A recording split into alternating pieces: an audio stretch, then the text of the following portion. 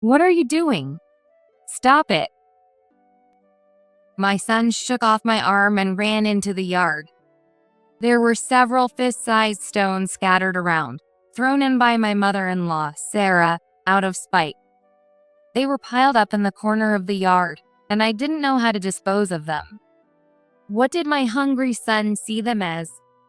He picked up one of the stones lying around and was about to put it in his mouth. Panicked, I tried to stop him, staggering as I stood up. I hadn't eaten properly for days, so I had no strength. My husband was gone. He died in a car accident, and since then we had no income, barely scraping by. Even if I wanted to work, my frail body couldn't handle a regular job. No, right now my son is the priority. If I don't hurry, he'll eat the stone. I cursed my helplessness. It's my fault that I let my child get so hungry that he tried to eat a stone. It's all my fault. I'm a failure as a mother. Overcome with self-blame, frustration, and sadness, tears wouldn't stop flowing. Stop, please, stop. I desperately grabbed his hand. But to my surprise, my son was looking at the stone with sparkling eyes and was munching on it as if it were delicious. Mom, this is yummy.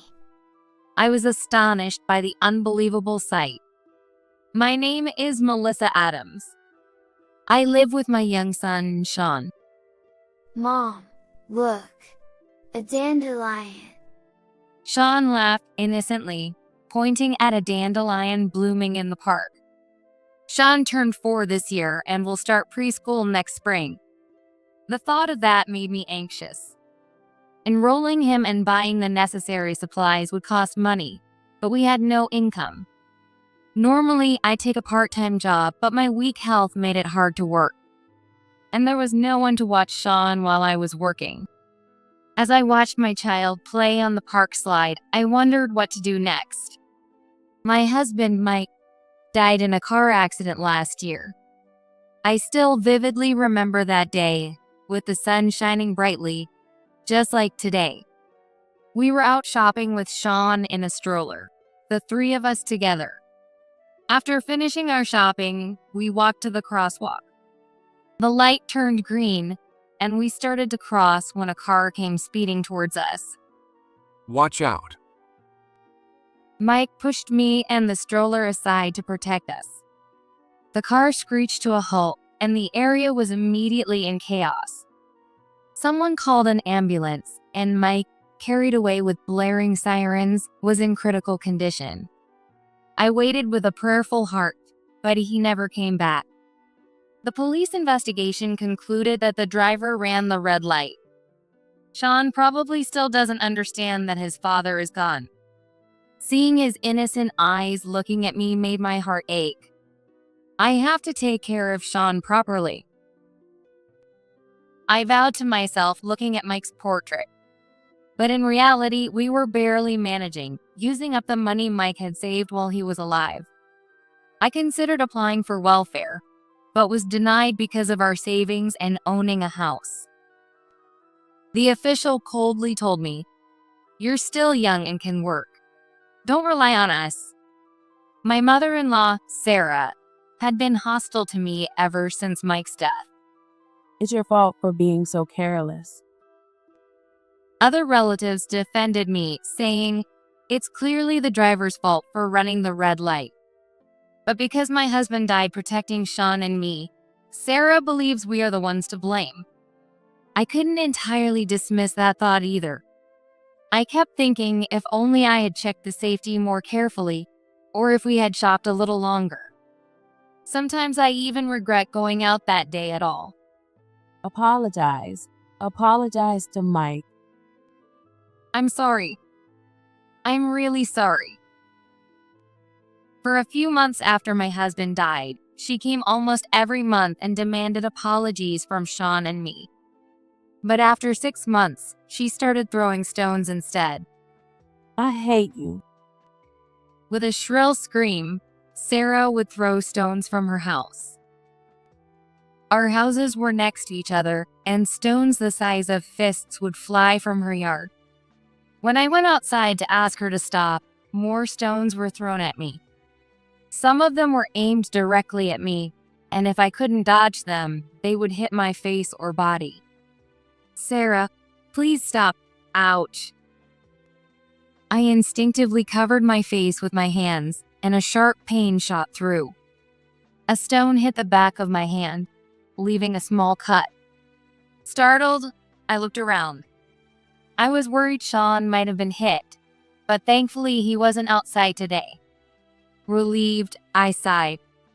The rain of stones had stopped, and various sizes of stones were scattered in the yard. Sean and I picked them up one by one and piled them in a corner out of the way. The pile had grown to be as tall as Sean. "This is a problem," I muttered, staring at the pile of stones. Lately, I have been cutting down my meals to 2 a day and trying to keep my stomach growling. I had to find a way out of this poverty. Even a little income would help, allowing me to save some money.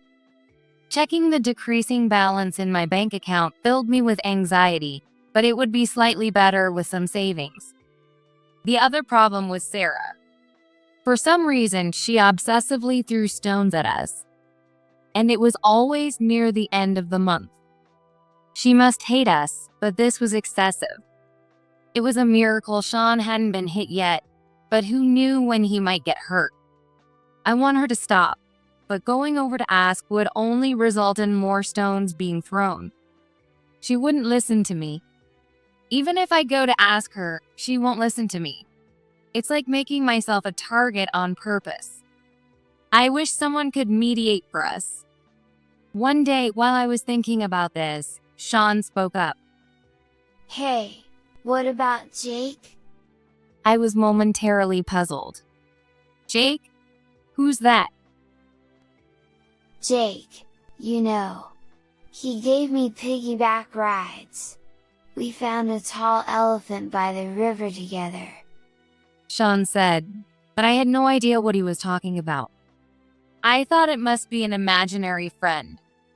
Children's imagination is so charming, I thought, and let it go. But a few days later, I remembered Jake Sawyer, a mutual friend of my husband and I. A few months before Mike died, we had gone to the zoo together. He loved kids, and he gave Sean a piggyback ride and chatted with him in the elephant area. There was a small water hole for the elephants, and Sean had called it a river. I remember how everyone burst out laughing at Sean's words, not yet able to distinguish between a river and a water hole. That's right, maybe I should talk to Jake.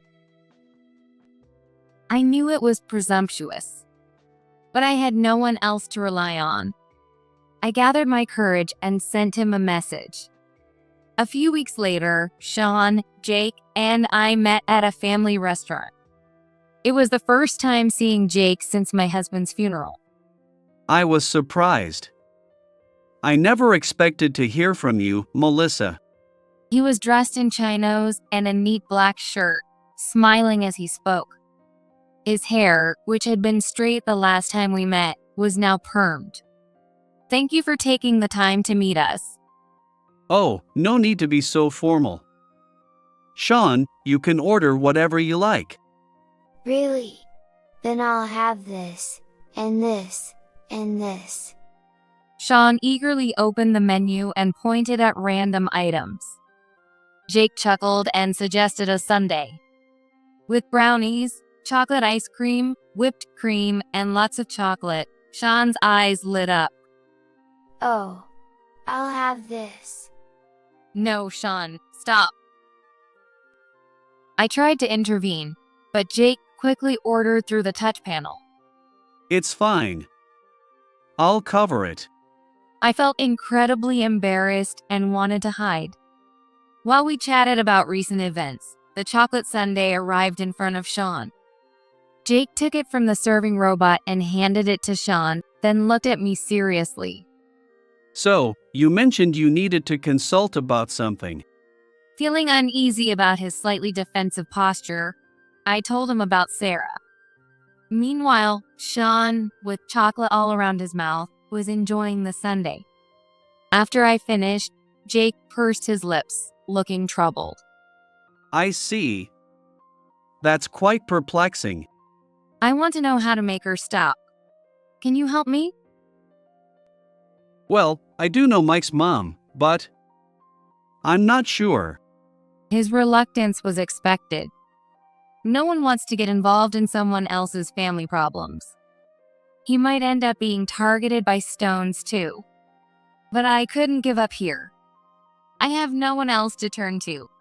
Please, I beg you. Jake folded his arms and thought for a moment. At that moment, for some reason, Sean, holding a spoon, said, "Please." He probably didn't understand the meaning or the situation. Maybe he was just mimicking me, but he gave Jake an oddly serious look. After a brief silence, Jake burst out laughing. Sean, you look just like your dad. Caught off guard, I stammered. Oh well, people often say that. Seeing Sean reminded me. I owe Mike. Jake explained that when he and my husband worked at the same company, he had once made a huge mistake in a deal. Jake had intended to submit his resignation to his boss. But to his surprise, the boss already knew about it and didn't blame Jake. I later found out that Mike had covered for me. My husband had a good track record and a close relationship with his boss, so he wasn't reprimanded.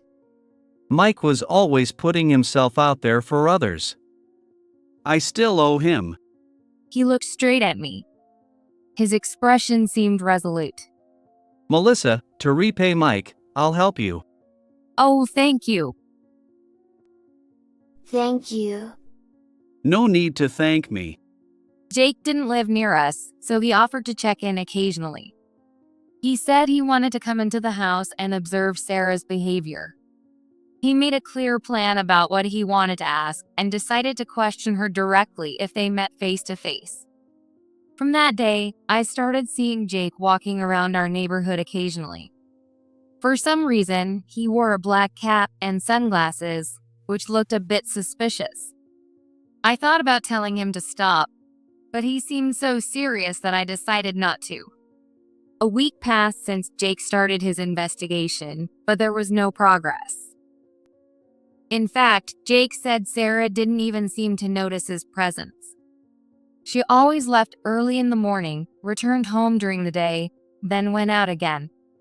She came home around 9 p.m., and shortly after, the lights went out. I'll keep watching for a while longer. Adjusting his black cap, he looked determined. But after a few weeks, I stopped hearing from him. I wonder what happened to Jake. During this time, I tried looking for a part-time job with childcare and browsed vocational training brochures. But I didn't feel capable of doing any of them, and I kept sighing. I sold anything that might fetch a price, like children's clothes, toys, and picture books, to make ends meet. Even so, our savings kept dwindling, and life grew harder by the day. I finally reduced my meals to 1 a day and Sean's to 2. But even his meals were small, so he constantly asked for snacks. Mom, can I have a snack? We don't have any. I'm sorry. I always apologized because we couldn't afford snacks. We went to the park with empty stomachs, trying to distract ourselves by playing. But without proper meals, we soon became too weak and returned home quickly. We started going out less and less. I'm hungry, Mom. In the dim room at dusk, my son murmured. He had already eaten lunch, and we had no food left for dinner. With no money, I couldn't go to the store. I'm sorry. I'm so sorry. I hugged Sean tightly, apologizing over and over. Then he shook off my arm and ran to the yard. No, I'm hungry. He picked up a stone and put it in his mouth. What are you doing? Stop it. I hurried to stop him, staggering as I stood up. I hadn't eaten properly for days, so I had no strength, but I had to act quickly before Sean ate the stone. I cursed my helplessness. It was my fault that my child was so hungry he tried to eat a stone. It was all my fault. I'm a failure as a mother. Overcome with self-blame, frustration, and sadness, I couldn't stop the tears. Stop. Please, Sean, stop. I grabbed his hand desperately, but what I saw was unbelievable. My son was happily munching on the stone. Mom, this is chocolate. It's delicious. On closer inspection, all the stones were made of chocolate, crafted to look like real stones. I picked one up and took a bite, and it was indeed chocolate. When I checked the pile of stones in the corner of the yard, they were all chocolate too. I can't believe it. It was like something out of a fairy tale, a house made of sweets. Sean was reaching for one chocolate after another, getting chocolate all over his face. I went back inside and grabbed a basket. I couldn't let the neighbors see my son eating stones in the yard. Sean and I filled the basket with chocolate stones and decided to eat them inside. Still, what's going on? The fact that Sarah had been throwing chocolate stones was baffling. I couldn't help but worry if they were poisoned. But so far, both Sean and I were fine. As I pondered, my smartphone rang. It was Jake. I quickly grabbed my phone and answered. Hello, Jake. Something strange is happening. The stones are chocolate, and Sean is eating them. I blurted out in a rush, but Jake was calm. Calm down. I know about that. What do you mean? I'll explain. Actually, Sarah. Jake explained the situation to me in detail. Sarah had been working 2 part-time jobs every day, from early morning till late at night. In the morning, she works at a restaurant and returns home around noon. After lunch, she changes her clothes and works at a call center, coming home around 9 p.m. She has been living this way for nearly a year. While my husband had been tough, I was surprised to learn that Sarah was too. Holding 2 part-time jobs without getting sick was a testament to her health. But why is Sarah working part-time? I asked her that too. You spoke to her directly? Well, actually, she caught me following her. I couldn't see his face, but I could sense from his voice that he was smiling wryly. If a man in a black cap and sunglasses were following me, I'd think it was suspicious too. So, I wasn't too surprised that she noticed. Sarah had caught Jake following her to work and confronted him. I had to admire her boldness, and I was even more surprised to learn she questioned him. Jake managed to dodge her questions and succeeded in getting some recent information. I decided to talk to Sarah at a nearby family restaurant. Once inside, he asked her, Why are you working 2 part-time jobs? You don't seem to be struggling financially. Sarah was neatly dressed, with makeup and her hair perfectly done. She snorted and replied quietly, It's not for myself. I'm managing just fine. Then why? Sarah hesitated to answer that question. After a while, she finally spoke, a bit reluctantly. It's for my son's wife's sake. I heard she can't work because of her weak health, so I'm working instead of her. It turned out that Sarah had been working day and night, opening a bank account and saving money for us. Jake was astonished by her answer. What? For a whole year? Does Melissa know about this? She probably doesn't. But my grandson is going to need more money in the future, right? I want to help as much as I can.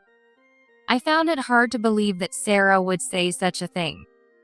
However, it didn't explain everything.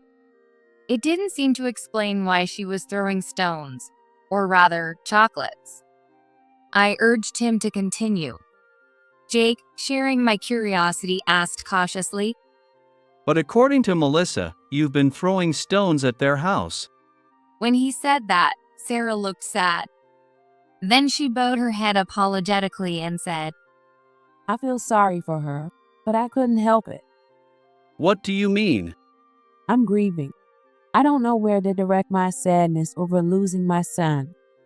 So, to cope with your grief, you've been cold to Melissa and throwing stones. Sarah simply answered, yes. Jake mentioned that Sarah seemed unable to accept Mike's death. Losing a beloved son is unimaginable for a mother.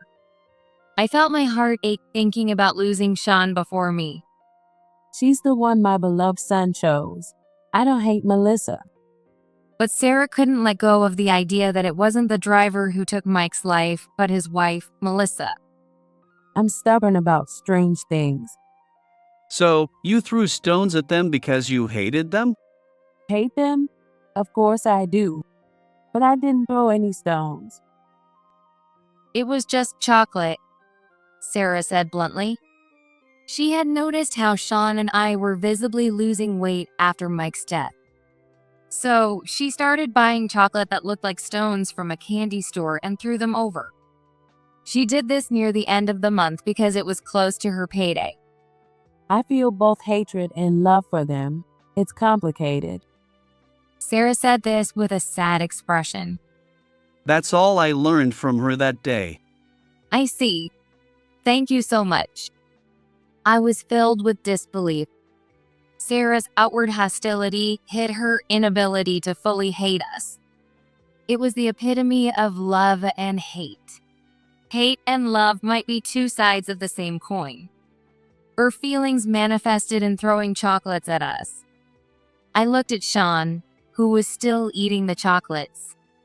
The basket was now half empty. It was clear that Sarah both hated and resented us, and at the same time, I understood that she gave us chocolate out of goodwill. However, I was also confused about whether it was right to continue such a complicated relationship. Is there any way to mend this relationship? Well, it's not my place to say, but Jake paused before continuing. why don't we arrange a meeting between you and Sarah to reconcile? I was deeply surprised and felt apologetic. No, this is between Sarah and me. But you haven't resolved it so far. Maybe having someone mediate could help. But We're in this together. Please leave it to me. thanks to Jake's arrangement, Sarah and I met face to face a few days later. The meeting place was our usual family restaurant, and the four of us sat in a booth. At first, the atmosphere was awkward, and neither Sarah nor I could make eye contact. I've heard everything from Jake, I said. Sarah turned away and responded with just a whom, as if she understood everything from that one sentence. Mike is not coming back. I understand that you're sad, Do you really? but if we keep fighting, won't that make Mike sad too? Sarah was taken aback by those words. She hadn't made eye contact with me until then, but now she stared at me. Sarah, let's end this complicated relationship. I looked back at her firmly and pleaded. For a while, neither of us said anything, but finally, Sarah relaxed her shoulders and spoke. You're right. I was thinking the same thing. Sarah deeply apologized for everything that had happened. I'm sorry for treating you so harshly. I won't do it anymore. And so, Sarah and I reconciled. Naturally, I was very happy and filled with joy. It wasn't just about not having stones thrown at me or not being yelled at anymore. It was the hope that we could rebuild our relationship, even if it wouldn't be like it was before. It's been about 6 months since then. My relationship with Sarah has improved significantly. Of course, there are no more piles of chocolate in the yard. Around that time, I started working as a housekeeper. After our conversation, Jake offered me a housekeeping job. My new business is picking up, and I can't keep up with the housework. Of course, I'll pay you. Well, I can handle housework. You don't have to do it every day. Just 3 days a week, depending on your health. Though I had been a stay-at-home mom due to my poor health, I was confident in my housekeeping skills. Since it was flexible, I decided to take the job. Jake's house was huge, almost like a mansion, and there were 2 other housekeepers. It turned out that my housekeeping skills were quite high, and the other housekeepers praised me. Encouraged by them, I registered with a housekeeping agency and accepted jobs within my limits. I received high praise from clients, with comments like, "The prepared dishes are delicious," and "The living room storage is now easier to organize." More clients started requesting me by name, but I still worked at Jake's place, so my availability was limited. Furthermore, in my case, it's difficult to work every time due to my health. There are days when I can't go out, so I've become known as a rare character. I became known as the legendary housekeeper in the community. Jake was pleased too, saying that my organization made it easier for him to focus on work. He said the bookshelves I organized made information easier to find at a glance. Being praised for my abilities made me happy and a bit bashful. I no longer have gaps in my work and have been able to earn a fairly stable income. Thanks to that, I can now provide Sean with delicious meals. We often invited Sarah over for meals too. Recently, Sean has become quite attached to his grandmother. Grandma, look at this. He played with a toy train Sarah had bought him, cherishing it dearly.